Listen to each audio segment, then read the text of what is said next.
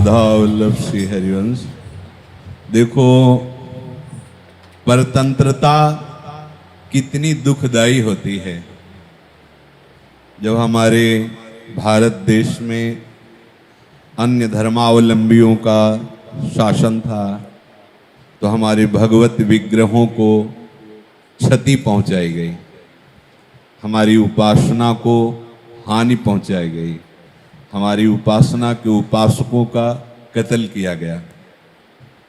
आज हम सुखपूर्वक नृत्य कर रहे हैं, गान कर रहे हैं, उपासना कर रहे हैं, तो अपने उन भारतवासियों के बल पर जो आज बॉर्डर पर खड़े हुए अपनी मातृभूमि की वेदी पर प्राणों को अर्पण किए हुए प्रतिपल सतर्क होकर दुश्मन को मुंह तोड़ जवाब देने के लिए पूर्ण समर्थ हैं, तभी आज हम वृंदावन में गान कर रहे हैं, नृत्य कर रहे हैं। आज हमारे भारतवासियों का स्वतंत्रता दिवस मनाया जाता है।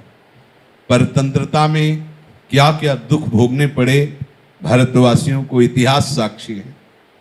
जैसे हम माया की परतंत्रता को मिटाने के लिए वेदांत, पुराण और शास्त्रों का आश्रय लेकर विवेक रूपी शस्त्र से उसकी हर चाल को रद्द करके और भगवदानंद में डूबने की चेष्टा करते हैं, ऐसे ही हमारे वो भाईजन जो अपने जीवन को भारत भूमि पर समर्पित करके, प्राणों का मोह न रख करके, शस्त्रों के द्वारा उन व्यक्तियों का जो कुमार्ग का आश्रय लेकर उन धर्मों का जो हमारे धर्म को नष्ट करने की, हमारे देशवासियों को कष्ट पहुंचाने की चेष्टा करते हैं, उनका जवाब देने के लिए खड़े हैं।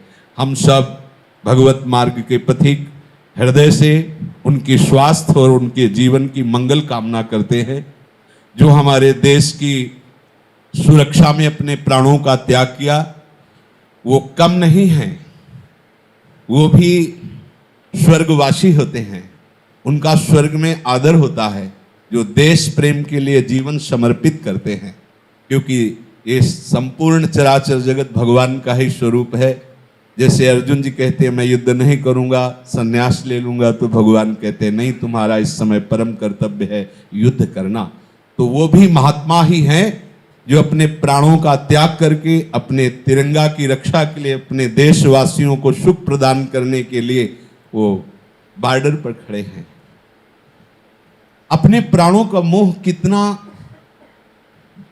आसक्तिपूर्ण होता है कि हमें सोच में भय लगता है। और वो जवान, उनको पता है किसी भी तरफ से गोली आ सकती है और हमारा कोई भी क्षण अंतिम हो सकता है, पर वो कायरता नहीं दिखाते। वो सीना चौड़ा करके वंदे मातरम बोल करके प्राणों की आहुति दे देते हैं, प्राणों को पुष्प की तरह भारत की भूमि पर अर्पित कर देते हैं। हम हृदय से कामना करते हैं वो सब स्वस्थ रहें और उनका जीवन हमारे देश की सेवा में, हमारे देशवासियों की सेवा में समर्पित है, तो भजन से कम नहीं है। जैसे हम यहाँ बैठकर उनकी मंगल कामना करते हैं, ऐसे वहाँ प्राणों को अर्पित करके वो हमारी मंगल कामना करते हैं। अगर वो स्वस्थ और समर्थ ना हो तो हम यहाँ नाच नहीं सकते, हम यहाँ कीर्तन नहीं कर सकते, हम यहाँ चंदन तिलक नहीं धारण कर सकते। उसके लिए विधर्मियों का आदेश हो जाएगा कि इनको नष्ट किया जाए। आज अगर हम सुरक्षित है तो भगवत कृपा से इन महावीरों की, जो न सर्दी देखते हैं न गर्मी। आप सोचो, ऐसी जगह जहां श्वास लेना मुश्किल है, खड़े होना मुश्किल है, ऐसे पहाड़ों पर भी भारत के हमारे सैनिक प्राणों की अर्पित किए हुए वहां डटे खड़े हैं। नहीं, वहीं से विधर्मियों का आक्रमण शुरू हो जाए और हम चैन से नहीं रह सकते। इसलिए सबका मंगल हो। और देखो, स्वतंत्रता कितनी सुखद होती है। ऐसे ही हम माया की परतंत्रता को हटा करके और भगवत परतंत्रता को स्वीकार करें। हम अपने मन बुद्धि को प्रभु के चरणों में अर्पित करें।